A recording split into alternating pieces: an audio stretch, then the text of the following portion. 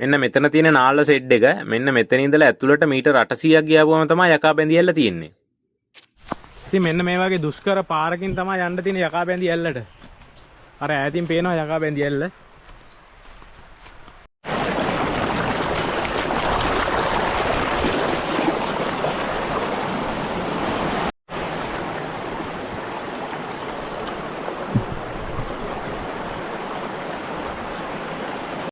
ඉතින් මේ තියෙන්නේ බැම්ම හදපු ගල්.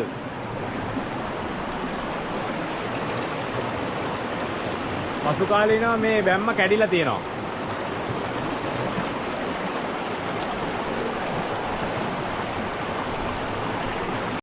ඉතින් අර ඈතින් පේන දික්වා සුලි කුණාටුවට අහුවිච්ච ගස් මහා ගස් කඩා වැටිලා තියෙන්නේ.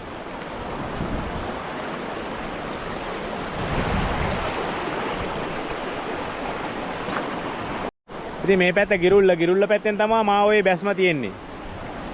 අර තියෙන්නේ මේ ගල් වලින් ගල් ප්ලේට් තියෙන තනිකර.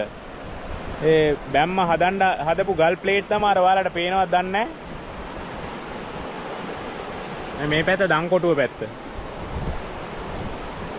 ඉතින් මේ හරිය තනිකර දියැලක් වගේ තමයි.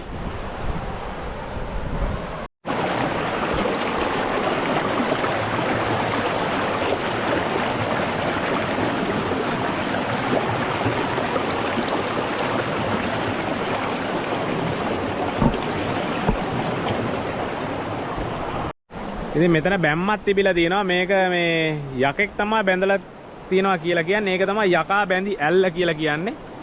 ඉතින් පසු කාලිනව මේ ගල් පෙරලිලා තියෙනවා. දැනට අර මේ නටබුන් ටික විතරක් මෙතන ඉතුරු වෙලා තියෙනවා.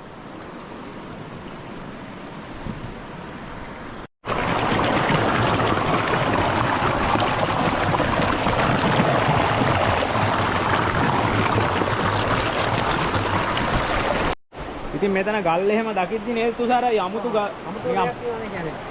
අමුතු හැඟීමක් දැනෙනව නේද? බය ගතියකුත් දැනෙනවා පරණ වගේ නිකන් ගල් නේද? ඉතින් මේ තියෙන මා ඔය යූරේ තියෙන අර යකා බැඳි ඇල්ලේ මේ බැම්ම. ඉතින් මේ මා ඔය නන්නේ එක කඩාගෙන ගිහිල්ලා. මෙතන මේ කොටසක් තියෙනවා මේ බැම්මේ. දැන් ඉතින් මං හරියටම මේ බැම්ම උඩ තමයි ඉන්නේ.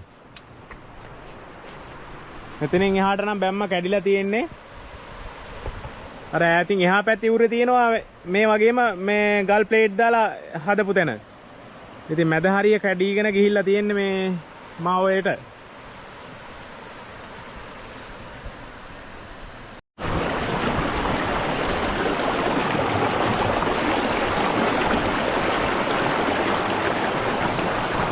ඉතින් මං අර උඩ මේ ගල් ප්ලේට් වල තමයි හිටියේ මේ ඒ වගේම ප්ලේට් තමයි මේ තියෙන්නේ මේ.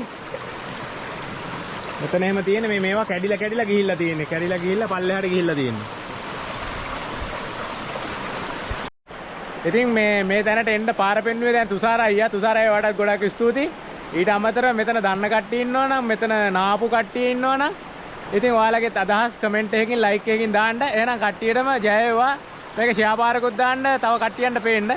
එහෙනම් කට්ටියටම ජය වේවා. ගිහිල්ලා එන්න.